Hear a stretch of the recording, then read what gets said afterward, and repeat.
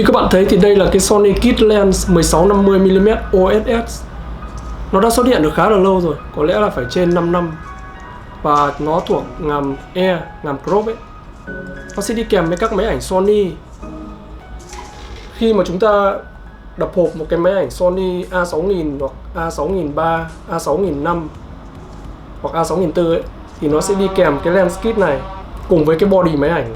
Đây là một chiếc lens khá là đa dụng, và với một cái lens đa dụng có thể zoom như thế này, giá thành của nó lại khá là rẻ. Ở trên các chợ rau vặt trên Facebook thì nó rơi vào khoảng 1.3 triệu đến 1.6 triệu, khá là mới, từ 80% trở lên đấy. Và nếu mà mua mới tại các shop online thì giá của nó chưa đến 3 triệu. Câu hỏi đặt ra với một cái lens đa dụng như thế này ấy, có thể zoom và giá thành lại rẻ như vậy thì chất lượng nó sẽ như thế nào? Nó có phù hợp với người mới hay không? Thì mời các bạn xem một cái video và một vài cái ảnh chụp mình mới thực hiện vào chiều hôm trước nhé.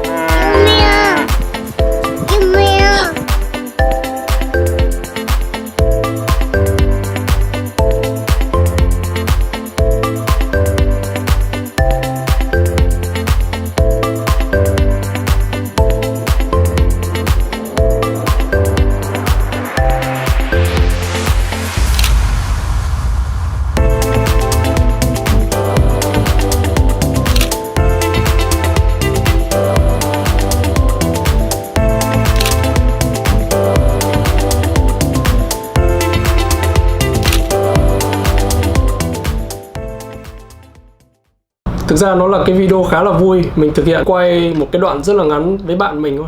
Chào mừng các bạn đã trở lại với kênh YouTube của mình nhé, mình là Lơ đây.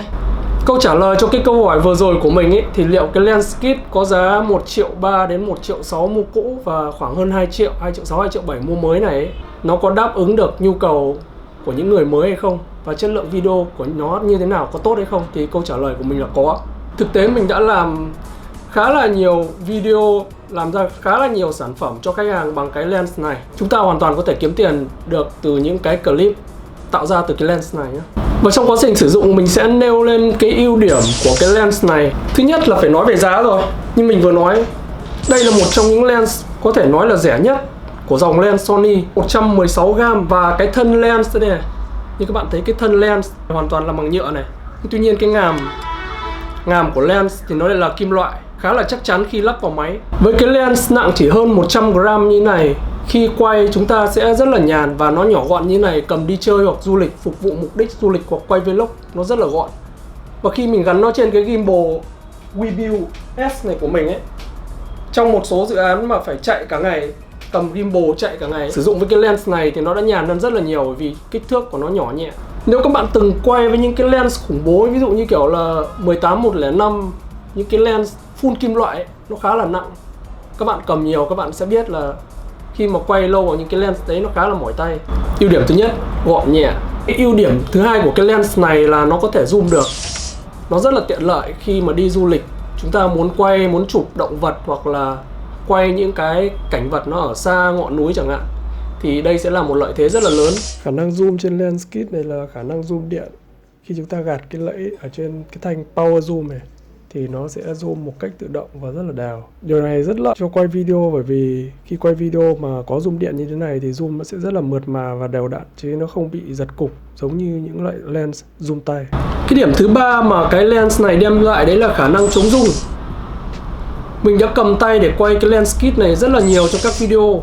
Để hoàn thiện cho các cái shot quay mình đã lắp thêm một cái khung sắt. Cái khung sắt đấy kết hợp với cái Sony của mình cùng với cái lens kit này, nó trọng lượng nó sẽ nặng hơn và khi quay nó sẽ nặng tay hơn, sẽ chống rung tốt hơn.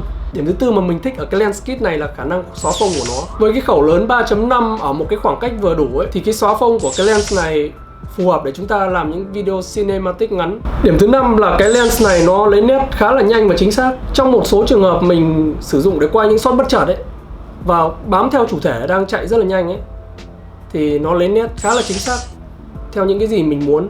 Bởi vì như các bạn biết, trong quay video này mà lấy nét nó bị out nét ấy thì nó khá là thốn. Thậm chí con lens kit này nó còn lấy nét nhanh hơn cả con Sony 50f1.8 này. nó lấy nét nhanh hơn và cái độ lấy nét của nó chính xác cao hơn. Cái điểm cuối cùng mà mình thích ở cái lens kit này ấy, là quay 4K rất là nét. Mình quay khá là nhiều shot vào buổi tối với cái lens kit 1650 này, mình bật 4K ở trên body máy A6300 của mình thì chất lượng video thu được làm cho mình khá là ngạc nhiên. Quay buổi tối như vậy mình đẩy ISO lên 1000, 2000 mà cái chất lượng video nó không hề bị noise. Hy vọng là 6 cái ưu điểm trên của lens kit mà mình vừa kể ra có thể giúp các bạn cân nhắc trước khi mua cái lens kit này. Đối với cá nhân của mình thì đây là một cái lens rất là đáng so với số tiền bỏ ra. Bạn không thể nào tìm được một cái lens nào dưới 3 triệu, rất là nhỏ gọn này, vừa có khả năng chống zoom, vừa có khả năng zoom, vừa có khả năng xóa phông nhẹ mà nó lại có khả năng quay 4K. Quay buổi tối như vậy mình đẩy ISO lên 1000, 2000 mà cái chất lượng video nó không hề bị noise. Độ lấy nét rất là chính xác, lấy nét rất nhanh.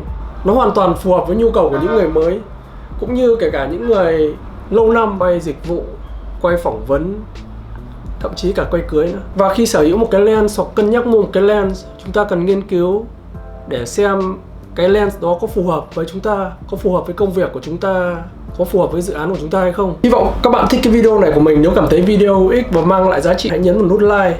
Đừng quên nhấn vào nút đăng ký để chúng ta lại gặp nhau trong video tiếp theo nhé. Còn bây giờ thì chào tạm biệt.